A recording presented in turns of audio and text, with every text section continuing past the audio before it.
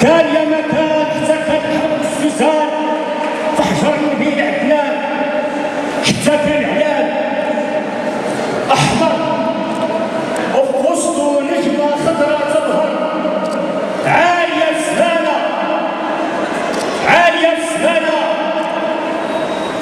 عاليه شاده وهنا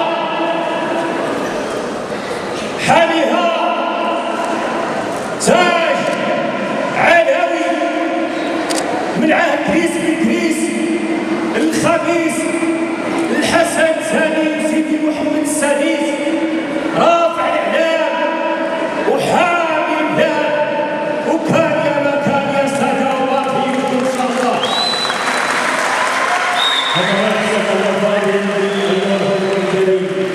العقود للوقوف للاعتراف باننا من مدينه الاحرار.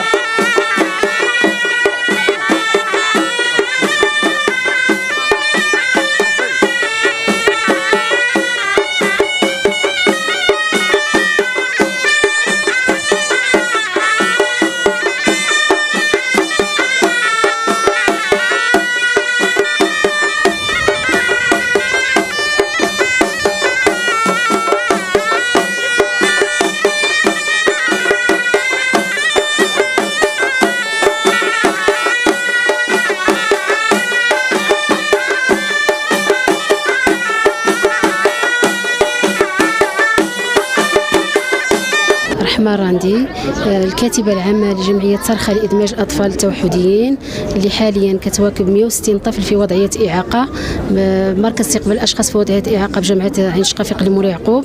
المشاركة ديالنا هنا يعني التمثيلية ديال التعاون الوطني لمولى يعقوب في إطار واحد ورشة ديال تأهيل مهني أطفال يعني مختلف أصناف الإعاقات، التوحد والأطفال ديال الإعاقة الذهنية والتثلث الصبغي اللي يعني وصلوا لواحد السن، يعني فاتوا سن التمدرس وما كان من النصيب ديالهم انهم ما يدمجوش في الوسط المؤسساتي، وبالتالي اننا في اطار ديال صندوق دعم الحمايه الاجتماعيه والتماسك الاجتماعي تبع يعني التعاون الوطني. هذا المشروع يعني كيندرج في اطار تاهيل مهني، اغناء هذه الورشه ديال التاهيل المهني مجموعه من المنتجات ديال اطفال التوحد. حاليا يعني احنا كمكتب مسير للجمعيه نفكر في يعني في المرحله الثانيه بعد التربيه الخاصه والتقديم ديال العلاجات التاهيليه والوظيفيه والدعم والمواكبه النفسيه والاضافه الى الدورات التكوينيه يعني في اطار شراكه مع التعاون الوطني. كنفكروا حاليا في المرحله الثالثه اللي هي التمكين الاقتصادي للاطفال في وضعيه اعاقه، لان هاد الاطفال بالامس كانوا اطفال ولكن اليوم اصبحوا شبابا، اصبحوا محتاجين يعني في امس الحاجه الى ورشات تاهيليه تكوينيه يعني من اجل النهوض باوضاع هاد الاطفال، ما يصبحوش عالة على المجتمع، حتى هما يكون عندهم انشطه مدره للدخل، حتى هما يكونوا ممكنين اقتصاديا من الانفس ديالهم، وبالتالي تحقيق واحد الاستقلال، لما الاستقلال الذاتي، الاستقلال المادي، واستقلال في جميع مناحي الحياه الاقتصاديه والاجتماعيه. وشكرا. مساء الخير. عبد الجبار بن الشاب من مواليد قرية بني عمار زرهون، متقاعد من جامعة محمد الخامس. التواجد ديالي هنا تنمثل جمعية قدماء تلاميذ بني عمار، والمعرض ديالي هذا هو عبارة عن رسائل للمتلقي والمتلقيات. هذا المعرض هذا فيه على الأقل واحد 3 ولا 4 ديال الرسائل اللي جد مهمة. أول هذه الرسائل هو أن الإنسان يتحلى دائما بالصبر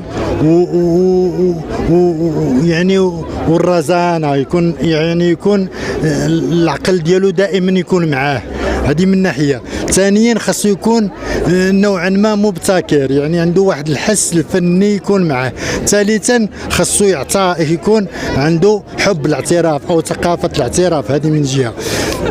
الجهة الأخرى المعرض كله تقريبا أرض اعتبار المادة ديال الدوم.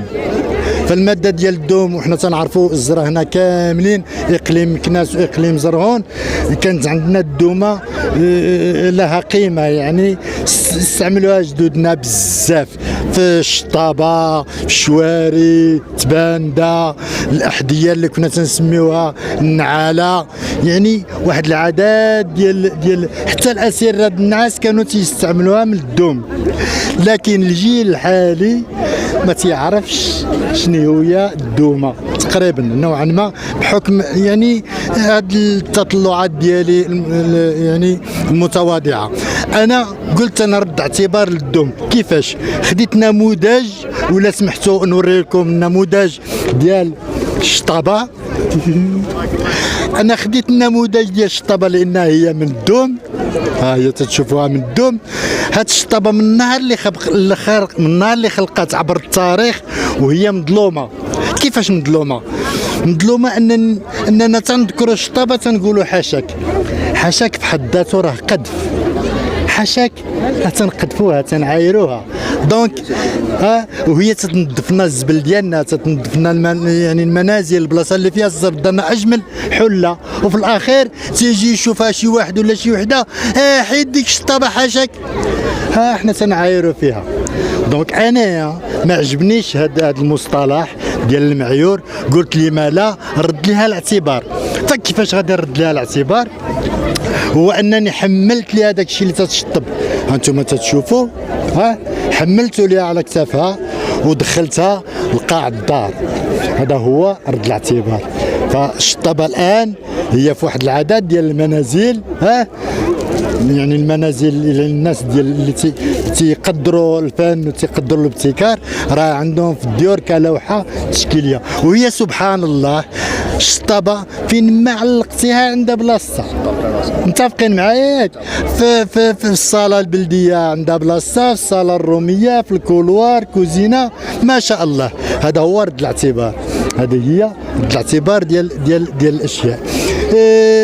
كيف شفتوا نماذج من الخشب، نماذج من الخشب، المتلقي تيسول كيفاش دير هذا الخشب، كيفاش تصايبو، كيفاش تنحتو، كيفاش. فاذا به انا ما تنحت ما والو. هذاك الخشب هو عباره عن نفايات، هذاك الشيء غير النفايات ديال واحد النجار، لي شيت لو مو فرونسي لو شيت، النفايات وتردهم انايا يعني تنلصقهم في اي اشكال. يعني الكلمه الاخيره المشاركه ديالي، انا قلت المشاركه ديالي هي عباره عن رسائل للمتلقي. هنا المتلقي، فانا شخصيا اللي تنمثل جمعيه خدماء تلاميذ بني عمار وانا الرئيس ديالها حاليا، فكرت انني هاد اللقاءات وخصوصا هاد المحطه هذه اللي هي مع التعاون الوطني، وانا مع التعاون الوطني حاليا في مشروع شراكه لاخراج المراه القرويه العماريه للوجود عن طريق الخياطه والطرز، بشراكه مع التعاون الوطني ان شاء الله.